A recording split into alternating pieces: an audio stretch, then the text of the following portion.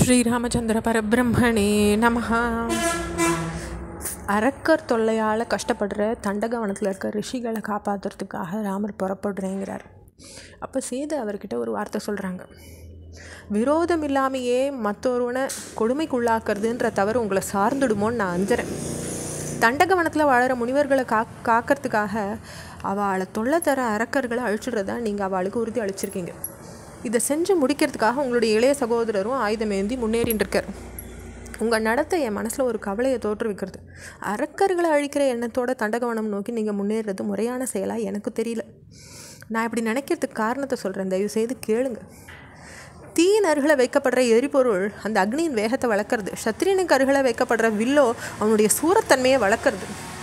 ஆயுதங்களை கையில் ஏந்தின பிறகு ஒருத்த அமைதியை நாடுறதுன்றது ரொம்ப கடினமான செயல். முனிவர்களும் கூட இதுக்கு விளக்கு இல்லைன்றதை விளக்குற ஒரு நிகழ்ச்சியை சொல்கிறேன், கேட்டுக்கோங்க. முன்னொரு காலத்தில் உண்மையை பேசுகிறவரும் தூய்மை உள்ளவருமான ஒரு முனிவர் பறவைகள்கிட்டையும் மிருகங்கள்கிட்டையும் கூட கருணை காட்டிட்டு வாழ்ந்துன்னு வந்தார். அவருடைய மேன்மையான தவத்துக்கு இடையூறு செய்ய விரும்பின இந்திரன் ஒரு போர் வீரனின் உருவத்தை தாங்கின் அந்த முனிவரின் ஆசிரமத்துக்கு போகிறார். தாங்கிட்ட இருந்த பேரொளி வீசுகிற கத்தியை அவன் முனிவர்கிட்ட கொடுத்து தனக்காக அதை பாதுகாத்து வச்சுண்டு பிறகு தான் கேட்கும்போது தாங்கிட்ட திருப்பி தருமாறு கேட்டுக்கிறார். முனிவரும் சம்மதிக்கிறார். அன்றைய தினத்துலேருந்து அந்த காட்டில் அவர் எங்கே போனாலும் அந்த கத்தி எழுந்துடக்கூடாதுன்றதுக்காக அதை கையில் எடுத்துகிட்டே போனார். தவம் செய்யும் போதும் அந்த கத்தி அவர் பக்கத்துலேயே இருந்தது. அவர் கிழங்குகளை சேகரிக்கும் போதும் அவருடைய அந்த கத்தி இருந்தது. அவர் நீராடும் போதும் இருந்தது. நீர்நிலைக்கு அருகில் கொஞ்சம் கொஞ்சமாக திசை மாறித்து மனசு. ஏன்னா அவர் கத்தியை பார்த்துட்டே இருந்தார். தன்னுடைய கடமையிலேருந்து அவர் தவறத் தொடங்கினார். கத்தியினுடைய சக்தியில் நம்பிக்கை பிறந்ததுனால அவர் மனசில் ஒரு கொடுமை குடிக்கொண்டது. அவர் கொடியவராக மாறினார். அதன் விளைவாக நரகத்தில் போய் விழுந்தார். ஆயுதத்தினுடைய நட்பு ஒரு துறவியை கூட கொடுமையானவனாக மாற்றிடம் கூடும்ன்றது இந்த கதை விளக்குறது நம்மளுக்கு. இப்படி ஒரு முனிவரின் கதையை சொன்ன சீதை மேலும் சொல்கிறாங்க. ஆயுதத்தினுடைய சேர்க்கை தீயோடு கூடி நிற்கிறது போன்றது. நான் உங்களுக்கு போதனை செய்ய முற்படலை.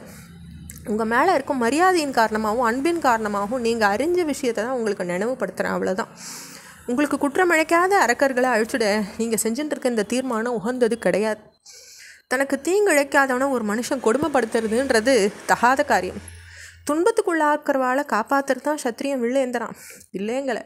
ஆனால் காட்டு வாழ்க்கைக்கும் ஆயுதத்துக்கும் என்ன தொடர்பு இருக்குது? துறவர வாழ்க்கையை மேற்கொண்டு காட்டுக்கு வந்த வாழ்க்கை சத்திரிய தர்மம் எப்படி பொருத்தமான ஒரு விஷயமா இருக்கும்? நாம் வாழற இடத்துக்கு ஏற்ற தர்மத்தை தான் நம்ம கடைப்பிடிக்கணும். துறவு வாழ்க்கைக்கு வந்த இடத்துல ஆயுதம் ஏந்துறதுன்றது சரியில்லை. அயோத்திக்கு மீண்டும் போய் அடைஞ்ச பிறகு நீங்கள் சத்திரிய தர்மத்துக்கு ஏற்ப நடந்துக்கலாம். காட்டில் காலம் கழிக்கிற வரையில் மன்னர் பரம்பரையின் பணிகளை ஒதுக்கி வச்சுட்டு துறவர வாழ்க்கையை முழுசாக மேற்கொள்கிறது மாதிரி நீங்கள் நடந்துட்டாதான் அது உங்கள் தாயார்களுக்கு திருப்தி அளிக்கிற விஷயமா இருக்கும். அறம் பொருள் இன்பம் வீடுன்ற 4 நிலைக்குள்ள அறம் தான் அஸ்திவாரமாக இருக்குது எல்லாத்துக்கும். இந்த உலகமே தர்மத்தினால தான் காக்கப்படுறது. உடலை வருத்தி ஸ்ரத்தையோடு தவம் புரிகிறவன் தர்மத்தில் அந்த ஒரு தர்மத்தினுடைய பாதையை அவன் கண்டிப்பாக போய் அடையிறான். அந்த நிலம் எளிசாக பெற்றுவிடக்கூடியது இல்லை. உலகங்களின் இயல்புகளையும் முழுசாக அறிஞ்சவா நீங்கள். பெண்களுக்குரிய ஊசலாடுற என் மனசில் எழுந்த எண்ணங்களை இப்போ நான் சொல்லிட்டேன்.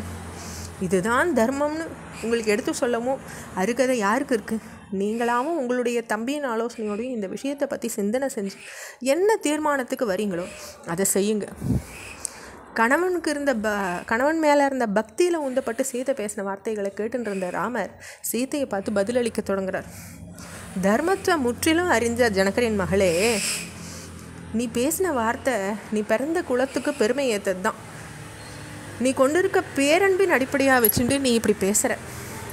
துன்பத்தை அனுபவிக்கிறவாளை பாதுகாக்கிறது தான் சத்திரியன் வில்லேந்திரான்றது நீயே சொல்லிட்ட பிறகு நான் மேலும் சொல்ல என்ன இருக்குது? தண்டகவனத்தில் கடுமையான தவங்களை மேற்கொண்டுன்னு வாழற முனிவர்கள் என்கிட்ட பாதுகாப்பு வேண்டி நிற்கிறாங்க.